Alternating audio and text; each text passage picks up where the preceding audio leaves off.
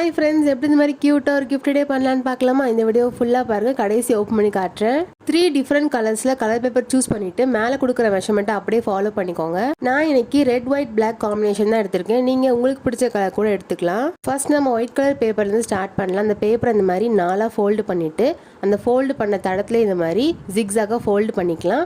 அதுக்கப்புறம் நம்ம குட்டி குட்டியாக ரெட் கலர் பீசஸ் இந்த மாதிரி கட் பண்ணி வச்சுருந்தோம்ல, அதை இந்த மாதிரி அதுக்குள்ளே ஒன்று இந்த மாதிரி ஒட்டிக்கலாம். இப்போ நான் உங்களுக்கு ஒட்டிட்டு காட்டுறேன் பாருங்கள்.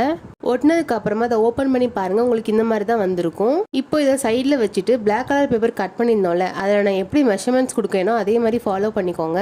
அடுத்து நம்ம கோடு போட்டிருக்கோம், அது மேலே ஸ்கேலை வச்சு இந்த மாதிரி ஈவனாக ஃபோல்டு பண்ணிக்கலாம்.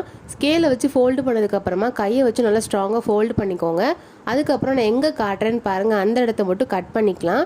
கட் பண்ணதுக்கப்புறம் உங்களுக்கு காட்டுறேன் பாருங்கள், இதே மாதிரி தான் உங்களுக்கு வந்திருக்கும். அந்த பேப்பரை அப்படியே திருப்பிட்டு நான் எப்படி ஃபோல்டு பண்ணேனோ அதே மாதிரி ஃபோல்டு பண்ணிக்கோங்க. இந்த மாதிரி ஃபோல்டு பண்ணதுக்கு அப்புறமா கீழே நான் எப்படி பாதியாக ஃபோல்டு பண்ணுறேன்னு பாருங்கள். இதே மாதிரி சென்டரில் ஃபோல்டு பண்ணிவிட்டு நம்ம 4x4 சென்டிமீட்டருக்கு ஒரு குட்டியாக ஒரு பேப்பர் கட் பண்ணியிருந்தோம்ல, அதை ஹாஃபாக ஃபோல்டு பண்ணிவிட்டு ஹார்ட்டின் ஷேப்பில் வரைஞ்சி இந்த மாதிரி கட் பண்ணி எடுத்துக்கோங்க. இப்போ இதை நான் எங்கே வைக்கிறேன்னு பாருங்கள். இதே மாதிரி சென்டரில் வச்சுட்டு பென்சில் வச்சு மார்க் பண்ணிக்கலாம். இப்போ நம்ம மார்க் பண்ணோம்ல, அதை மட்டும் இந்த மாதிரி கட் பண்ணி எடுத்துக்கோங்க. இப்போ உங்களுக்கு கட் பண்ணிவிட்டு காட்டுறேன் பாருங்கள், இந்த மாதிரி தான் வந்திருக்கும். அதுக்கப்புறமா இந்த ஹார்ட் இந்த மாதிரி ஹாஃபாக கட் பண்ணிவிட்டு ஒரு ஹாஃபாக அந்த சைடும் ஒரு ஹாஃபாக இந்த சைடு நம்ம கம் போட்டு ஒட்டிக்கலாம். இப்போ நான் உங்களுக்கு ஒட்டிட்டு காட்டுறேன், நீங்களே பாருங்கள், உங்களுக்கு இந்த மாதிரி தான் வந்திருக்கும். இது ஒட்டினதுக்கு அப்புறமா மேலே கட்டரை வச்சு இந்த மாதிரி ரெக்டாங்கிள் ஷேப்பில் கட் பண்ணிக்கலாம். கரெக்டாக இந்த மாதிரி சைஸ் பார்த்துக்கோங்க. இப்போ நான் உங்களுக்கு கட் பண்ணிவிட்டு காட்டுறேன் பாருங்கள், இந்த மாதிரி குட்டியாக கட் பண்ணாலே போதும். நீங்கள் கட் பண்ணிக்கிற சைஸும் ஹார்ட்டின் சைஸும் கரெக்டாக இந்த மாதிரி உள்ளே போதான்னு பார்த்துக்கோங்க.